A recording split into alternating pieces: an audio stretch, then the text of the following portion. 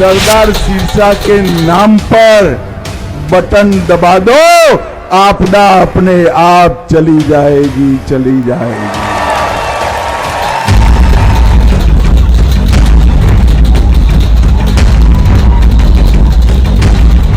दिल्ली की आपदा पार्टी ने यहां के 11 साल बर्बाद कर दिए। दिल्ली में बीजेपी का 27 साल का सूखा खत्म करने के पीछे एक बड़ी रणनीति थी, जिसके सूत्रधार थे भारतीय जनता पार्टी के चाणक्य कहे जाने वाले अमित शाह। 2020 में ही इसकी शुरुआत हुई। हालांकि तब कामयाबी नहीं मिली, लेकिन अमित शाह ये समझ चुके थे कि आपको हटाने के लिए उस तबके का दिल जीतना जरूरी है, जिसके दम पर दिल्ली में आम आदमी पार्टी की सियासी जमीन कायम है। टारगेट किया गया झुग्गी बस्तियों को। गृहमंत्री अमित शाह की पहल पर बीजेपी का झुग्गी प्रवास कार्यक्रम शुरू हुआ।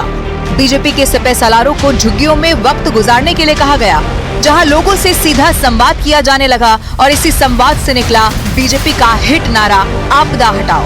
दिल्ली में एक ही आवाज गूंज रही है, आपदा नहीं सहेंगे, बदल के रहेंगे।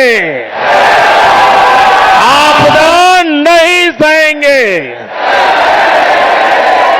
आपदा पार्टी ये झूठ और भ्रष्टाचार की संपदा है।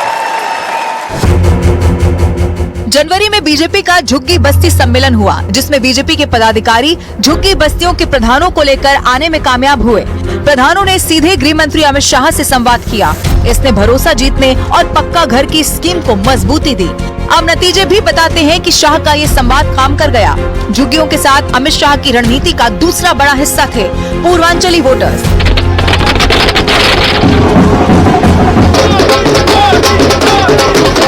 छठ पूजा में पूजा सामग्री बांटकर और छठ घाटों की सफाई में मदद कर पूर्वांचलियों के दिल में जगह बनाई। सांस्कृतिक कार्यक्रम करवाए। छठ पूजा पर सरकारी छुट्टी का फैसला।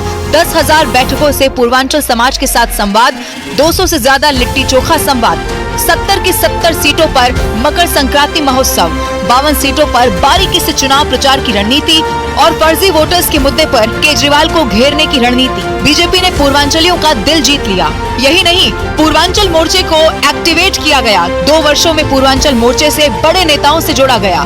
उनकी मांग के मुताबिक करीब 50 सीटों पर यूपी बिहार के एक विधायक की तैनाती की गई। नतीजा ये हुआ कि पूर्वांचल से जुड़े 6 प्रत्याशियों ने बाजी मार ली। इनमें करावल नगर से कपिल मिश्रा, लक्ष्मी नगर से अभय वर्मा, मालवीय नगर से सतीश उपाध्याय, संगम विहार से चंदन चौधरी, विकासपुरी से पंकज सिंह और महरौली से गजेंद्र यादव शामिल हैं। दिल्ली की जनता तय कर बैठी है कि इस बार मोदी जी के नेतृत्व में डबल इंजन की सरकार बनानी है और यहाँ परिवर्तन हो। करीब 1.5 दर्जन सीटों पर अमित शाह ने किया प्रचार, जिनमें 16 बीजेपी के खाते में आई। कस्तूरबा नगर, रोहिणी, वजीरपुर, शालीमार बाग, नई दिल्ली, द्वारका, नरेला, त्रिनगर, राजौरी गार्डन, करावल नगर, मुस्तफाबाद, रोहतास नगर, जंगपुरा, बिजवासन, नजफगढ़ वो विधानसभा सीटें हैं जहां शाह का जाना जीत की गारंटी बन गया। साफ है कि अमित शाह की रणनीति पर कैडर की कदमताल ने वो कर दिखाया जिसके इंतजार में 27 बरस गुजर गए। अब चुनौती चुनावी वादों का फायदा जनता तक पहुंचाने की होगी।